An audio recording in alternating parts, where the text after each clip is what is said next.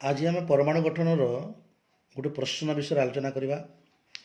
Rutherford सुनापातिया परीक्षाटी बुझाओ, तांको परमाणु मॉडलटी उपस्थापन कर। यार उत्तर आम देखा। परीक्षा खंडी अति पतला सुनापातिया उपरे तीव्र बेगर गतिशील आल्फा कणिका को निक्षेप करवा। आल्फा कणिका हेउछि जुक्तात्मक चार्ज विशिष्ट हिलियम आयन अर्थात He++ एवं यार वस्तुत्व 4U होइतिबारु एथिरे यथेष्ट परिमाण रे शक्ति रही थाए। पर्यवेक्षण अधिकांश आल्फा कणिका सुनापातिया मध्य देई सीधा सड़क गति कला। किछि आल्फा कणिकार गतिपथ बंकई गला। अल्प किछि आल्फा कणिका सुनापातिया को भेद करि न पारि पछकु फेरी आसिला।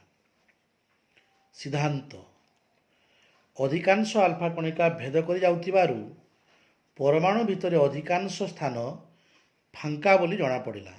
किछि आल्फा कणिकार गतिपथ बंकई जिबारु सूचना मिलिला जे परमाणु रे जुक्तात्मक चार्ज खूब कम स्थान दखल करिछि।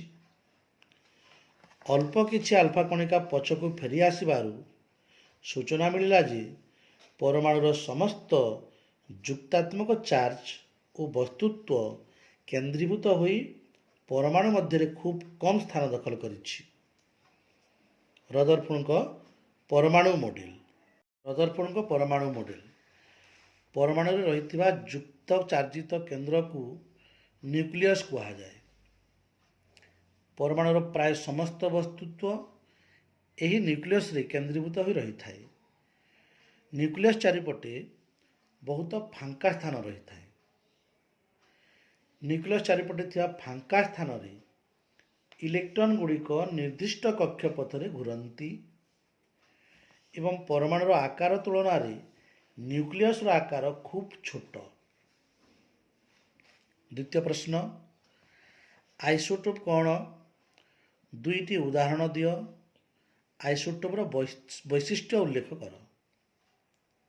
आइसोटोपर वैशिष्ट्य उल्लेख कर। यार उत्तर आम देखा। आइसोटोप मौलिकर परमाणु गुड़िकर समान परमाणु क्रमांक थाई वस्तुत्व संख्या भिन्न हेले सेगुड़ी को आइसोटोप कहा जाए। उदाहरण स्वरूप ऑक्सीजन रो तीनोटी आइसोटोप अच्छी सेगुड़िक है 16O8, 17O8, 18O8।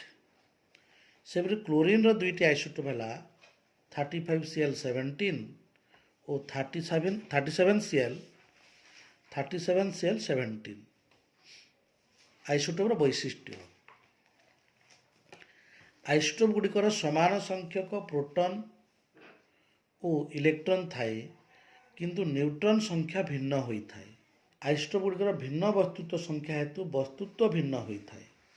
Isotope गुड़िकर electron संरचना समान होता है एवं सेमानकर संयोजन बा संयोजक इलेक्ट्रॉन संख्या समान होता है। आइसोटोप गुड़िकर भौतिक धर्म भिन्न होता है किंतु रासायनिक धर्म समान होता है।